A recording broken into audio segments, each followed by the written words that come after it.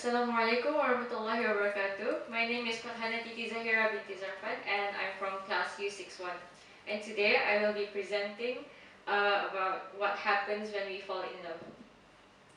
In my table of contents, I will be defining what is love and what happens scientifically and the psychological way of love and the conclusion. So, what is love? Well, according to Dr. Helen Fisher, an anthropologist and leading authority on the topic of love, states that there are chemicals in our brain that are responsible for a wide range of emotions. These emotions range from bonding to bliss. And the psychological definition is that love is a mix of emotions, behavior, and beliefs associated with strong feelings of affection, protectiveness, warmth, and respect for another person. Now, the scientific way of love. When in love, neurochemicals like dopamine and oxytocin flood our brains in areas associated with glee and rewards, producing physical and psychological responses like less perceived pain and an addictive dependence. One component of love is dopamine. Dopamine is a type of neurotransmitter that your body makes, and your nervous system uses it to send messages between nerve cells. That's why it's sometimes called a chemical messenger. It's a big part of our unique human ability to think and plan.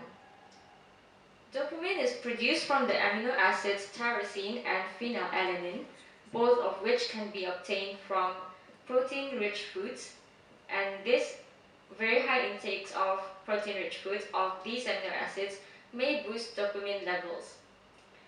Dopamine is also the primary neurotransmitter responsible for euphoria. Euphoria is a chemical that enables feelings of gratification and well-being, and insufficient quantities of dopamine can inhibit a person's ability to feel gratification.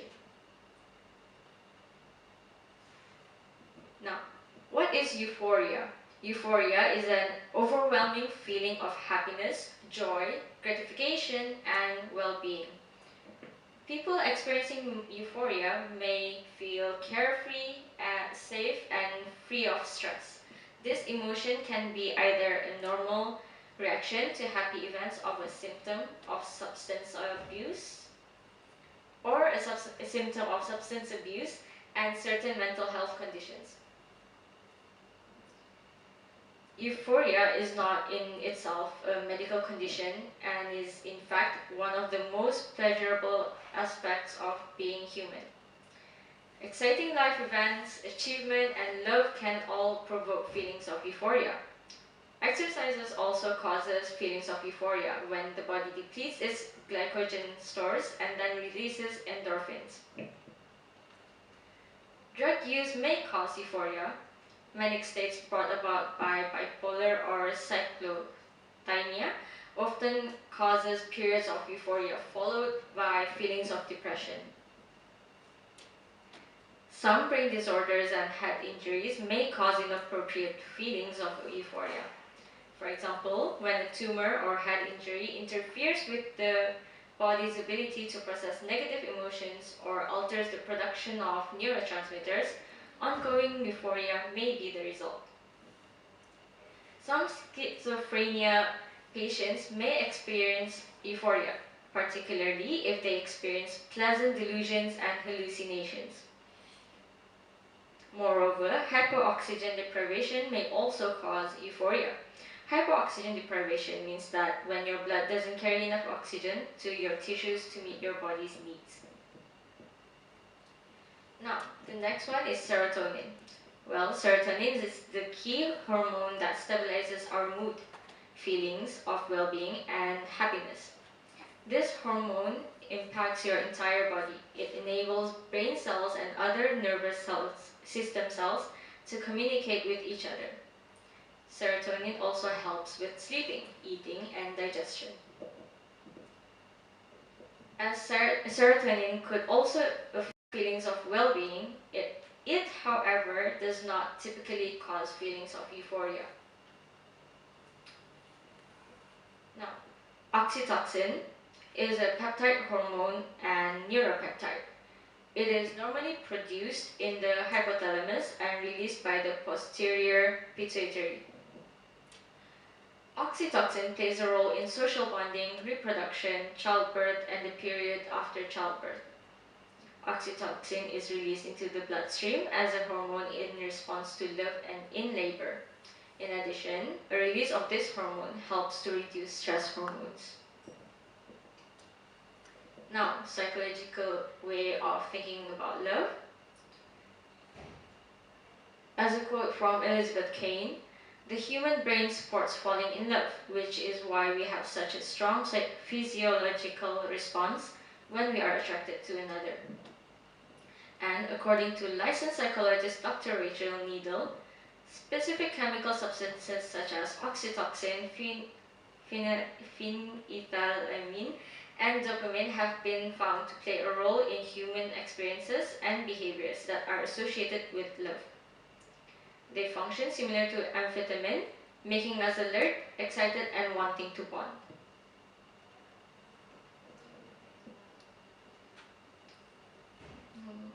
In this theory of triangular theory of love by Robert Sternberg, generally he says that there are three components of love. One example is commitment, and commitment encompasses, well, in short term, decision to remain with another, and in the long term, shared achievements and plans with that other person. Now, love catalyst. As we all know, a catalyst is an agent that provokes or speeds significant change or action. Well, a love catalyst is the part of yourself that enhances your experience with a type of love. For example, self-love is catalyzed by the soul, and affectionate love is catalyzed by the mind. Therefore, your catalyst is the agent that provokes the feeling of a certain type of love. There are 8 love catalysts in total, and I will be explaining some of the catalysts. The first one is philia. Philia, or affectionate love, is a love without romantic attraction. It occurs between friends or family members, and it occurs when both people share the same values and respect for each other. It's commonly referred to as brotherly love. Its love catalyst is the mind. Your mind articulates which friends are on the same wavelength as you and who you can trust. Next is storge, familiar love. It is a naturally occurring love rooted in parents and children, as well as best friends. It's an infinite love built upon acceptance and deep emotional connection. This love comes easily and immediately in parent and child relationships. Its love catalyst is causal memories. Our memories encourage long-lasting bonds with another individual. As you create more memories, the value of your relationship increases. Next is philautia, self-love. This type of love is a healthy form of love where you recognize your self-worth and don't ignore your personal needs. Self-love begins with acknowledging your responsibilities for your well-being. It's challenging to exemplify the outbound types of love because you can't offer what you don't have. The love catalyst for self-love is the soul. Our soul allows us to reflect on our necessary needs and physical, emotional, and mental health. Lastly, agape, or selfless love. It is the highest level of love to offer, given without any expectations of receiving anything in return. Offering agape is a decision to spread love in any circumstances, including destructive situations. Agape is not a physical act, it's a feeling. But acts of self-love can elicit agape, since self-monitoring leads to results. The love catalyst, your spirit. There is even evidence in the Holy Book of Al-Quran talking about love. For example, there is a verse in the Holy Book Al-Quran where it explains affection and mercy between people. The 21st ayah in Surah Ar-Rum, or the Romans, meaning of this ayah is that and of his signs is that he created for you from yourselves mates that you may find tranquility in them, and he placed between you affection and mercy. Indeed, that are signs for a people who give thought. Here, the Quran helps us understand the innate human need for companionship. We are, after all, social beings who do need affection and love. Within the folds of Islam, the Quran encourages us to find a companion and spouse who can in turn help us understand the importance and joy in sharing affection and mercy between two people. Another verse in the Quran teaches us the importance in sharing your love. For only by sharing your love can you truly understand how important it really is. The 92nd ayat in Surah Al-Imran, or the family of Imran, meaning of this is that never will you attain the good, which is the reward, until you spend in the way of Allah, from that which you love. And whatever you spend, indeed Allah is knowing of it. This verse, however, reminds us that we must try to give and share whatever we may have in the duty towards living in a society of brothers and sisters who respect and love one another as family. Another verse is talking about love, where it is a gift from the Creator for His creation. It is put into the hearts of humankind and brings joy to the soul. Love is the reason life continues to bloom. It is, for the human experience, a feeling of deep affection that may inspire commitment and sacrifice. For example, parents love their children so much that they strive to give them the best that they can. To a parent, just seeing the smile on their children's faces is enough to make them happy. Prophet Muhammad ﷺ also showed love and mercy towards children. Love comes in many ways. It is part of human nature for a person to develop love for wealth, ambitions, spouse, and children. But the highest form of love is to love of Allah subhanahu wa ta'ala. Everything that we do in this world should be aligned with the intention to attain Allah's pleasure. The Quran acknowledges these different forms of love, and Allah subhanahu wa ta'ala reminds us in the Quran, which means, still, there are some who take others as Allah's equal. They love them as they should love Allah, but the believers love Allah even more. In other words, love for others does not necessarily have to contradict with Allah's love. As long as we love others for the sake of Allah subhanahu wa ta'ala and in accordance to His pleasure. However, there are other forms of love that are warned to us by Allah subhanahu wa ta'ala. These are the bad and prohibited ones, such as love for adultery and false deities.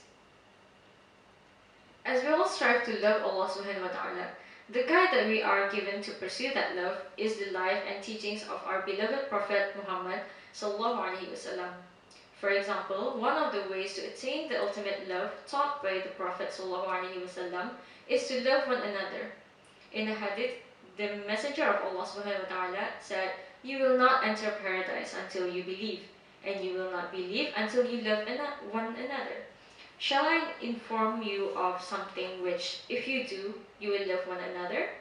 Give greetings, peace amongst yourselves." Sahih Muslim. And now for the conclusion of what is love, or what happens when we fall in love. Science and psychology of love is interconnected with each other. The feelings we feel, the emotions we experience is powered by the chemicals and hormones secreted by it. Even if the psychology part of love, they explain about love catalysts, whereby we first learn about catalysts in chemistry and biology, which is speeds up rate of reaction. But in terms of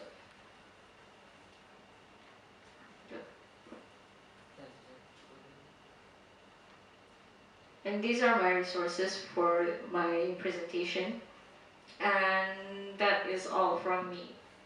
Thank you for listening.